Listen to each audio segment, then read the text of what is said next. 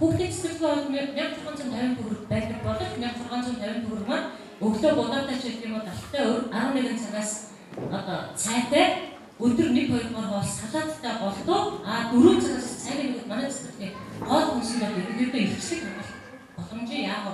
Тэгээ орой очиж бүх хоолоо ихчлэг болоо тэгээд болно гэсэн бас үзүүл миний хувьд бас багш ажилчтай байдаг. За хоёрдугаар бол хадуун дулаалт гэж байдаг. Хүн шатаад нэрж 6 гэдэг тоогоолтой. Нэрж 6 4 галчтай ерөнхийдөө галхаа маш хэвийн 1968 онд баригдсан барилга байгууламж гэхэд бол манай барилга ерөнхийдөө дулаан 18-аас дээш градустай ч юм уу бас хүүхдүүд таарах үеийн сайн байдаг. Ийм боломжийн юм бас байгаа. За халаалтын дээр манай 4 галчтай.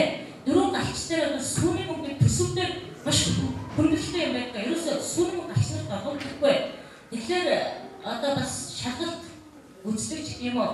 Одоо ерөнхийдөө зайлшгүй шалтгаан бас асуудалтай.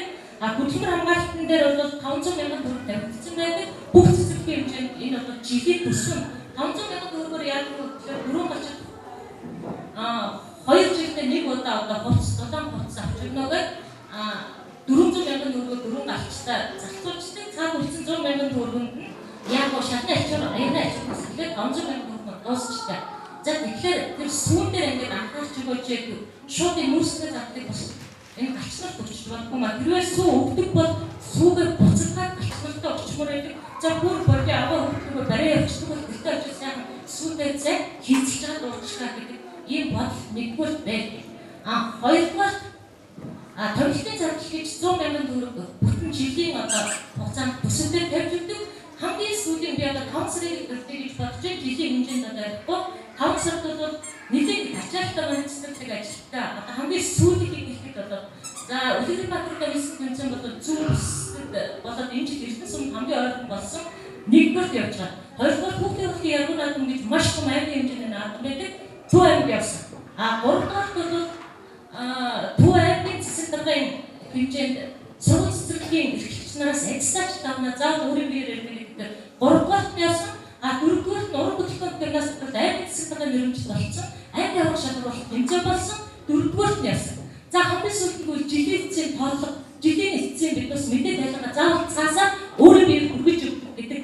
Одоо хамгийн сүүлийн гэдэг 5 6 дахь нь гэвэл бид одоо тоогоочийн ур чадварын уралдаан аймгийн хэмжээнд одоо болох гэж байгаа. Энэ бол 6-аас ихэр болох гэж байгааг бас нэмжээ. Энэ дээр бас явж байгаа жишээ нь хамгийн сүүлийн сард гэхэд одоо 6 удаа явхад 100,000 төгрөгийн жилийн томилт байдаг. Томилтын дээр энэ дээр ганцхан эрхлэгч яваагүй. Энэ дээр 2 багш уран бүтээлчдээс тэгэхээр 2 багш авч өгдөг. Яруу наадам гэхээр дахиад 1 багшийг авч өгдөг. Улаанбаатар дэвсэн тэмцээнд 2 багш авч юм уу? Би ганцаараа дангаараа явахгүй. Хажууд багш нар заавал дагуулж өгдөг. Тэрээр бас хажууд эцэгчүүд дагуулж өгдөг. Баг насны хүмүүс явахад бас нэлээд хүндрэлтэй тэр яг ганцаараа авч өгч давахгүй. Тэр бол 8-аас 12 хүүхэд оролцдог. Дээр нь бид хувийг унаагүй яг цэцэрлэгийн машин гэж байхгүй. Хувийг унаагүй. Хувийн унаанд бас тэр хүнд яг хоолны мөнгө өгөхгүй. Тэгэхээр төсөвдөр цаанаасаа ингээд заа 9-р сард тэдэн уралдаан тэмцээн 9-р сард тэдэн тэмцээгээд 17-ны 9 сараас 18 оны 5-р сар хүртэл бодлого баримталж байдаг болов тухайн үед за энийг ерөөсөө манай амт бодлоготой энэ дуудчигээ шууд дуудчихдаг болоо бас мэдсэн дарга байгаа учраас аймгийн хэмжээний одоо манай урлагийн дарга байсан учраас бас мэдж байгаа болоо одоо энэ дээр бас ингээд нэмэлт одоо төсөв мөсвийг харж үзэж өгөөч. Тэгээ шагналын сан дээр бол бүр тэг төгрөг байдаг. Сургуулийн боловсролтой. Тэр өчигдөр хүүхдүүдийг бид хүүхэд нэг бүрийг хөгжүүлнэ. Хүүхэд нэг бүрийг хөгжүүлэе гэдэг том зорилт явсан учраас биднес хүүхэд нэг бүрийг хөгжүүлдэг. Хөгжүүлснийхээ үр дүн тэнд аваач уралдаан тэмцээнд оруулмаар байдаг.